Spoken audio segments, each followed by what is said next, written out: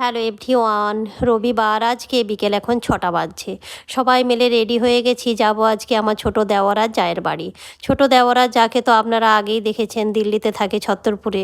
তো সবাই মিলে আজকে তাদের বাড়িতেই যাব। সবাই রেডি হয়ে গেছি, কিছুক্ষণের মধ্যেই বেরিয়ে পড়ব। তো জায়েরা দেওরের বাড়ি যাচ্ছি, খালি হাতে তো যাব না। তো কিছু কিছু জিনিস আমরা বানিয়েছি, তো কিচেনে যাই, চলুন প্যাক করে নিই ওগুলো। রিমি এদিকে প্যাক করে নিয়েছে, দই বড়া বানিয়েছে, দেখুন বেশি করেই বানিয়েছে। আর আমার ছোট যা তো ভেজই খায়, দই বড়া খেতেও খুব পছন্দ করে। দই বড়াটা তো এদিকে প্যাক করে নিয়েছে। দই বড়ার সঙ্গে যে মানে তেঁতুলের চাটনিটা হয় সেটা বানাচ্ছে এখন রিমি। সেটা প্যাক করে নিলেই হয়ে যাবে। এই দেখুন হয়েই গেছে তেঁতুলের চাটনিটা বানানো। তো এইটা ঠান্ডা করে প্যাক করে নেবো। আর আমি বানিয়েছি মাটন। এই দেখুন এইদিকে মটনটাও আমি প্যাক করে নিয়েছি। দুপুর থেকে যেহেতু বানিয়ে রেখেছিলাম, ঠান্ডাও পুরো হয়ে গেছে। মটন কষা বানিয়েছি ডিনারে আজকে, লুচি আর মটন কষা। আর আমার যা যেহেতু ভেজ খায় সেহেতু আলুর দম বানিয়েছি, একটু আলু আর একটু মটরশুঁটি দিয়ে এই দেখুন একটা সবজি বানিয়েছি। এটা লুচির সঙ্গে ভালো লাগবে। দই বড়াও প্যাক করে নিয়েছি, চাটনিটাও যে বানিয়েছিল ঠান্ডা হয়ে গেছে, ওইটাও একটা বক্সে প্যাক করে নিয়েছি।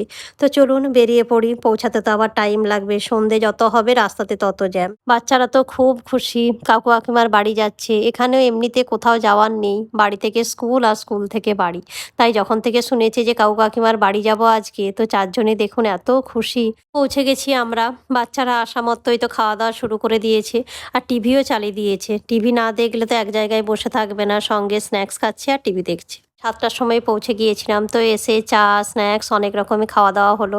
তো এখন প্রায় 9টা বাজছে। তো আমার ছোট জায় দেখুন এদিকে ভাত বসিয়ে দিয়েছে, রিমি আর আমি লুচিটা ভেজে নেবো। রিমি বেলছে, আমি এদিকে ছেঁকে নিই, তারপরে ডিনার দিয়ে দেবো সবাই।